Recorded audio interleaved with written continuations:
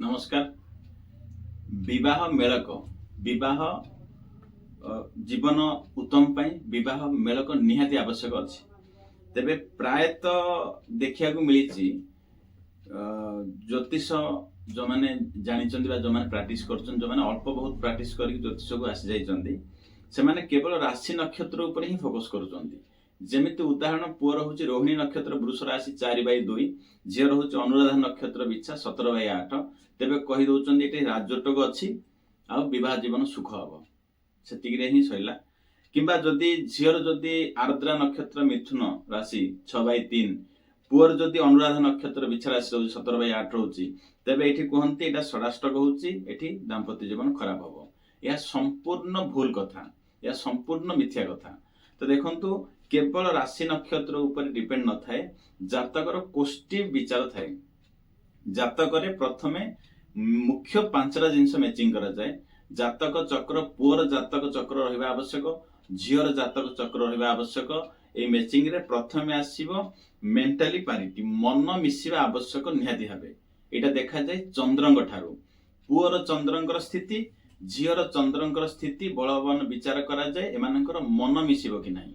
आज मन मिसिची काली मन न मिसि पारे सेटा विचार आसीबो सोल बा परस्पर को केते दूर भल पाइबा अछि, बुझामणा अछि, ताकू हो जाए म्यूचुअल अंडरस्टैंडिंग बा परस्पर प्रति जो आंतरिक भाव से डिसाइड करंती रवि महाग्रह। तो पुअर जातकर रवि महाग्रहकर स्थिति, झियर जातकर रवि महाग्रहकर स्थिति विचार कले सेठी आसे परस्पर प्रति लोभ बा केते दूर भल पाइबाटा रहिबो। शुक्र होची शारीरिक सुख। तो विवाह शारीरिक सुख जदि उभयंकर पार्श्वर जनकर जदि कम रहुची सेठी मध्य मैरिज लाइफ डिस्टर्बेंस आसे। तो एटा डिसाइड करे पुरुष जातकर शुक्रंकर बलाबल, स्त्री जातकर शुक्रंकर बलाबल उपरे डिसाइड करंती शुक्रंकर स्थिति देखिकी।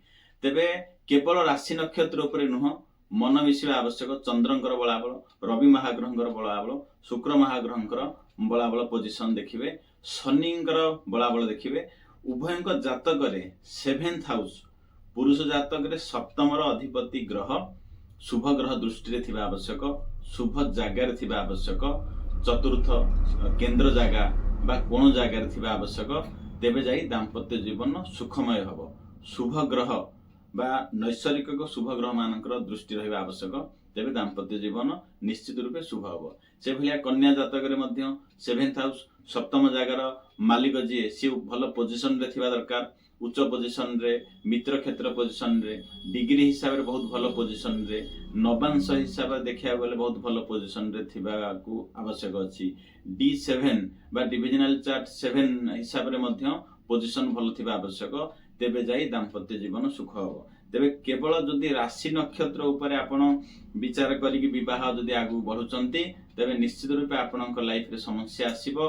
ज्योतिष मानु गोटे प्रश्न आसुची, एई व्यक्तिंकर तो आपण राजयोटक कहिथिले किंतु आज डिवोर्स काहे घेछि, तार उत्तर से माने कोष्ठी मेलक करि नाहंती।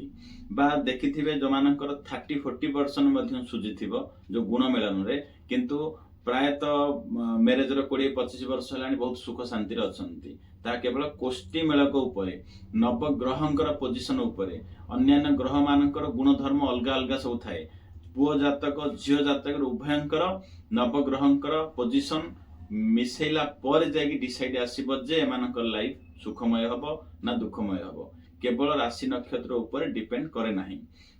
जदि भी मैरिज हेई जाई जदि आज डिस्टर्बेंस अछि तेबे उभय सप्तमर अधिपति जो ग्रह आसुची से ग्रहर अधिष्ठात्री देवींकर जदि आपण पूजा अनुष्ठान करूचंती, मंत्र जप करूचंती, दान जदि करूचंती तेबे निश्चित रूपे आपणकर दाम्पत्य जीवन सुखमय होबाक लागिबो। धन्यवाद। जय जगन्नाथ।